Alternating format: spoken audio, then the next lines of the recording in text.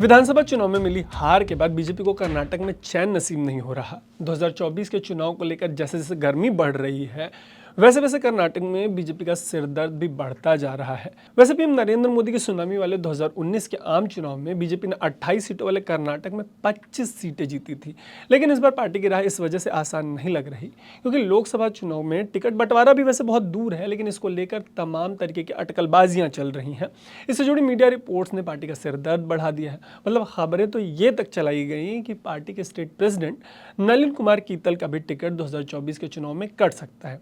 हाल ये है कि कर्नाटक की मीडिया ये तक रिपोर्ट कर रही है कि 25 सिटिंग जो एमपी हैं बीजेपी के, उनमें से 13 का टिकट काटा जा सकता है। क्या है पूरा मामला बताते हैं आपको इस स्टोरी में, लेकिन सबसे पहले ऐसी ही स्टोरीज के लिए आप अनकट को फेसबुक, यूट्यूब और इंस्टाग्राम पे फॉलो और सब्सक्राइब जरूर कर लीजिएगा।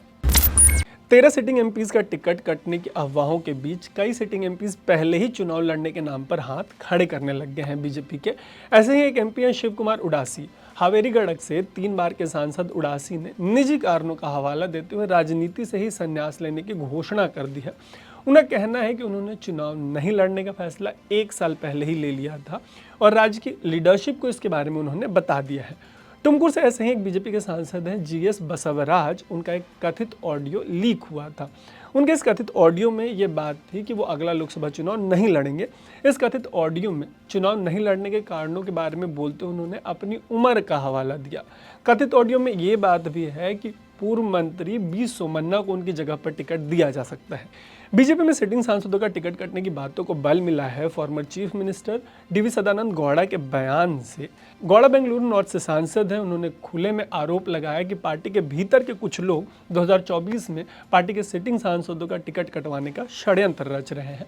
राजनीतिक गलियारों में ऐसी भी चर्चा है कि दक्षिण कन्नड़ से 3 बार के सांसद और कर्नाटक बीजेपी के प्रेसिडेंट कीतल का भी टिकट काटा जा सकता है। उत्तर कन्नड़ से 6 बार के सांसद और पूर्व केंद्रीय मंत्री अनंत कुमार हेगड़े का भी टिकट काटे जाने की अफवाह है। हालांकि सदानंद जी ने इससे जुड़ी एक प्रेस कॉन्फ्रेंस की जिसमें वो मीडिया वालों पर जमकर बरसे। प्रेस कॉन्फ्रेंस में वो 25 में से 13 सिटिंग बीजेपी सांसदों का टिकट काटे जाने की चर्चा पर जवाब देने आए थे। दरअसल उन्होंने कहा कि सिटिंग एमपीज का कैरेक्टर असैसिनेशन किया जा रहा है। फिर उन्होंने सवाल किया कि ये कौन कर रहा है और मीडिया इसके बारे में रिपोर्टिंग क्यों कर रहा है। इसी के बाद उन्होंने पूछा कि क्या मीडिया वाले बीजेपी के प्रवक्ता बन गए हैं। ऐसा कहते हुए उन्होंने पार्टी से अपील की कि बीजेपी आगे आए, टॉप लीडरशिप और इस तरीके के अटकलों पर विराम लगाने का काम करे। वहीं पार्टी के प्रेसिडेंट कीतल को लेकर इस तरीके की रिपोर्ट्स भी आई कि उनसे जुड़ी एक पिटीशन सीनियर पार्टी लीडरशिप के पास भेजी गई है। बीजेपी कार्यकर्ताओं की बताई जा रही इस पिटीशन में कीतल को टिकट नहीं देने की मांग की गई है। पिटीशन में कहा गया है कि पार्टी कार्यकर्ता कीतल से नाराज हैं। हालांकि हाल ही में हुए विधानसभा चुनाव में बीजेपी ने कीतल के क्षेत्र में बहुत अच्छा प्रदर्शन किया है। वहीं जिस वायरल क्लिप में सोमन्ना का नाम आया था उसे लेकर उनका कहना है कि उन्हें 2024 में पार्टी से टिकट नहीं चाहिए। हाल ही में हुए विधानसभा चुनाव में कांग्रेस ने बीजेपी को बुरी तरीके से हरा दिया। 224 सीटों वाले कर्नाटक में एक तरफ जहां कांग्रेस को पूर्ण बहुमत से ज्यादा 135 सीटें मिली, वहीं बीजेपी को 66 सीटों से संतोष करना पड़ा। हालांकि 2019 में बीजेपी ने राज्य में 28 में से 25 सीटें जीती थी। कांग्रेस और जेडीएस को एक एक सीटों से संतोष करना पड़ा था और मांड्या से एक सीट पर इंडिपेंडेंट कैंडिडेट की विक्ट्री हुई थी।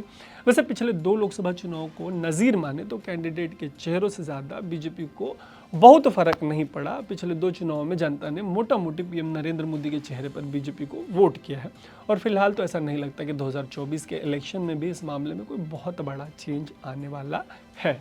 वैसे जैसा भी होगा ऐसे ही डिटेल स्टोरीज में आपको ज़रूर बताएंगे। ऐसे ही स्टोरीज के लिए आप अनकट को फेसबुक, यूट्यूब और इंस्टाग्राम पे फॉलो और सब्सक्राइब ज़रूर कर लीजिएगा। देखते रहिएगा अनकट। मेरा नाम है तर्क।